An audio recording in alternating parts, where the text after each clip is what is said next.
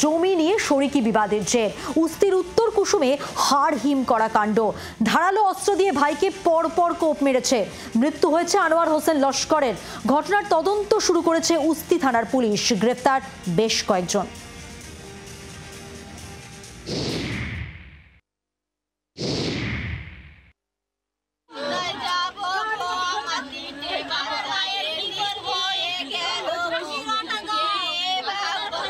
অশান্তি আগে থেকেই ছিল। আগেও শরিকদের মধ্যে মারামারি হয়েছে বহুবার, কিন্তু শনিবার রাতে জমি নিয়ে সংঘর্ষ চরমে ওঠে। দক্ষিণ চব্বিশ পরগনার উস্তির উত্তর কুসুমে জায়গা নিয়ে বিবাদের জেরে ধারালো অস্ত্র দিয়ে ভাইকে কোপালো দাদা। ইট দিয়ে মাথায় মারা হয় বলেও অভিযোগ প্রত্যক্ষদর্শীদের। হাসপাতালে নিয়ে গেলে মৃত ঘোষণা করা হয় আনোয়ার হোসেন লস্করকে। ফোন করে ডেকেছে, ওরা যে ছুরি ফুরি নিয়ে রেডি হয়েছিল আমরা স্বপ্নে বুঝতে পারিনি। পালিয়ে যখন ডাকতে যাও অলরেডি তখন ওখান থেকে বড় বড় ইট নিয়ে ছুঁড়ে মেরেছে।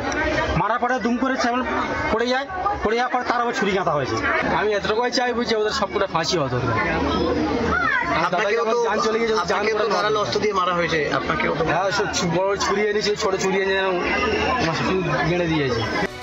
দেহ ময়না তদন্তের জন্য পাঠায় উস্তি থানার পুলিশ।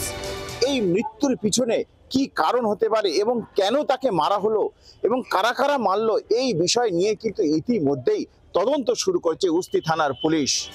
এই ঘটনায় গ্রেফতার করা হয়েছে মোট 7 জনকে। ধৃতদের কঠিন শাস্তির দাবি করছেন মৃতের পরিবারের সদস্যরা। নকিবুদ্দিন গাজীর রিপোর্ট, জি 24 ঘন্টা। বাংলার আওয়াজ, বাঙালির আবেগ, জি 24 ঘন্টা।